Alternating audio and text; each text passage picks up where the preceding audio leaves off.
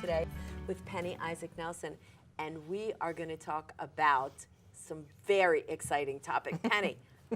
We're going to talk about mistakes that small businesses make today. Very exciting. Like one thing is flying out of your head what the topic is, right? So tell us about mistakes that small businesses make. Well, I, as a small business owner, can identify with so many of these as I was thinking about what to talk about today. The first one, and probably the one that comes up the most often, is trying to do everything yourself. That is a really common mistake by small business owners, because when you're first starting, you're wearing every hat, so you really do have to do everything. But as you grow on and as you grow, that really can get in the way of your business growing, and so it becomes almost a detriment to the very thing you're trying to do, is to get your business off the ground and get it growing. One of the things I've learned in that is that I have to figure out what I can delegate and give to somebody else to do. Those are really important skills to have. So I've got some great contractors I work with. I don't have any official staff at the moment, but I found that I can just outsource the things that I need done, and then that helps me get all the work done, but I'm not doing everything anymore. So what are some other things that you think that hold small businesses back, or mistakes that they make? Another mistake is when the owner doesn't understand their strengths, things that they're good at, and really the things they're not so good at. And so I know that I can, for example, I can do the budget and the money and all of those pieces to my business because I have to.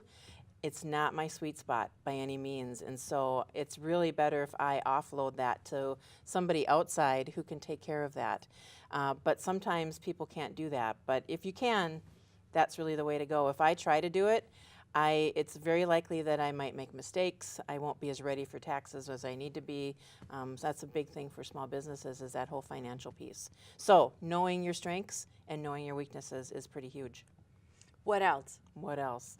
There are so many things, Lori. We could talk for weeks about the things that get in the way for small businesses. Another one is being afraid of marketing. So, and because if you're not a marketer and you don't understand or think that way, then you kind of shy away from it. But today you have to market.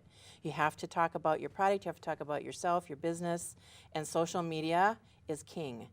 You have to use Facebook, you have to use LinkedIn, Twitter, Pinterest, all of those things to get the word out about you. So the biggest mistake, one of them, is to just not do that or be so afraid to learn about how to do that. Well, the reason why I keep asking you what next is because I have one in my mind. Yes, and I'm wondering, is she going to say the one I have? Yeah. What's your biggest mistake, Lori? Well, I don't think it's my biggest mistake, but I think it's biggest mistake that entrepreneurs especially make is every single thing has to be approved by them. So no matter what it is, they have to sign off on it, and they have a stack that's a mile high, and everybody in the company's waiting for them to sign off on something that clearly someone else could have approved. Yeah. And that I find is very expensive.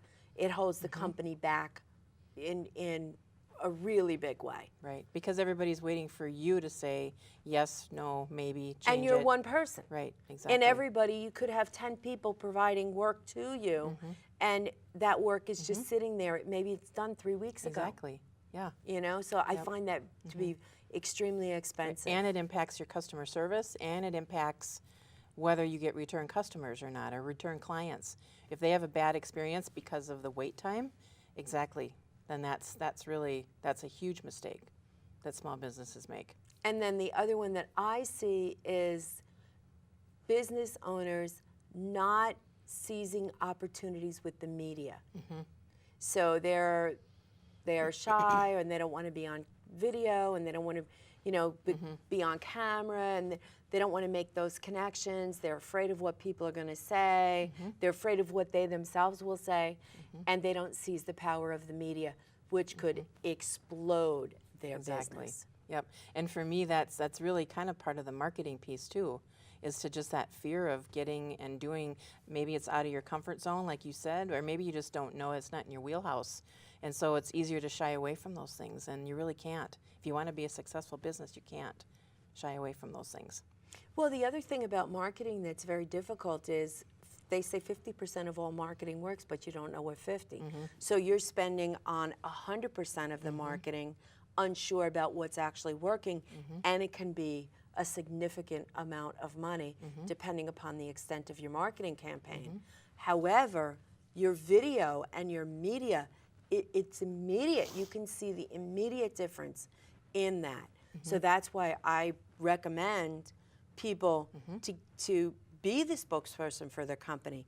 Get those videos out there. It doesn't have to be elaborate and very expensive productions. It can be very cost effective.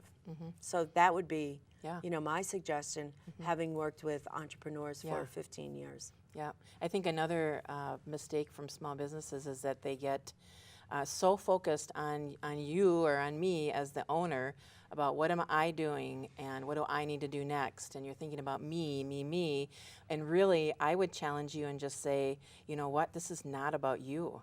It's about the people you're interacting with. I think that's a huge mistake, is to think about yourself, because it's about your clients, it's about your vendors, it's about outside contractors you're working with, it's about your employees if you have any. And so you have to put those relationships ahead of maybe what you want, your needs, what works for you the best. And I think that's hard to do sometimes, when, especially if you're a solopreneur and you're just doing the whole thing. So put other people before yourself. And that's good advice. Another thing I notice that people do is they don't have a plan. There's no plan. It feels like they're running in all different directions. And when there's no plan, it's just not going to work. Right, there's no plan if there's no plan. Right, and so sometimes you've heard the phrase, indecision is the decision. You know, when you have no plan, then that is your plan. And like you said, it's just, you just run around in circles, no doubt. Yeah, so. Yeah. So what else can you tell us about this? One more tip before we close the show. You know, I would just end it with, I think a lot of entrepreneurs don't think about all the options that they have to get their work done. And so today you hear a lot about freelancers, and you hear a lot about outside contractors or independent contractors and virtual business services. There's just so many phrases out there. Generally, for me, when I talk about those, they all kind of mean the same thing. You're working with somebody who's not necessarily in your business to help support you in a task that you really don't have time to do, or that you really just need to give to them so that you can do what only you can do. So I think it's a huge mistake to not think about a bigger picture and having more options. Awesome. Well, thanks so much for being here. Yeah. I'm Lori Fleckett of Soltar Solutions, and I've just had this great conversation with Penny Isaac Nelson of Superior Results. And I hope you enjoyed the show as much as I did. Thanks so much for tuning in. Bye-bye now.